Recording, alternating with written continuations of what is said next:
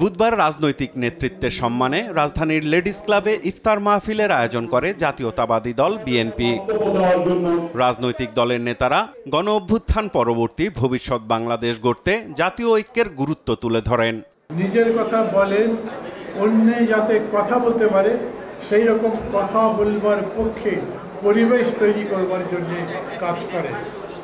কাজই চলবে না। বাংলাদেশের ভবিষ্যৎ বিনির্মাণে একটি সুন্দর সমৃদ্ধ বাংলাদেশ গড়ার জন্য এখনো জাতীয় ঐক্যই হবে সবচেয়ে শক্তিশালী হাতিয়ার। রাজনৈতিক মতানৈক্যে অরাজনৈতিক শক্তি ষড়যন্ত্রের সুযোগ পাবে হুঁশিয়ার করেন রাজনৈতিক নেতারা। ন্যূনতম জাতীয় ঐক্যের মধ্যেই আমাদের সমস্ত মতপার্থক্যকে নিরসন করে বাংলাদেশে একটা গণতান্ত্রিক রূপান্তর, একটা নতুন রাজনৈতিক বন্দোবস্ত এবং রাষ্ট্রের গণতান্ত্রিক বিনির্মাণ করতে আমরা সক্ষম হব। রাজনৈতিক নেতৃত্বের ভিতরে যদি অনৈক্য তৈরি হয়, সেখানে অরাজনৈতিক শক্তিগুলো কিন্তু আসলে সুযোগ সন্ধানী হয়ে ওঠে। এ সময় বক্তারা দ্রুততম সময়ে নির্বাচিত সরকার প্রতিষ্ঠার আহ্বান জানান।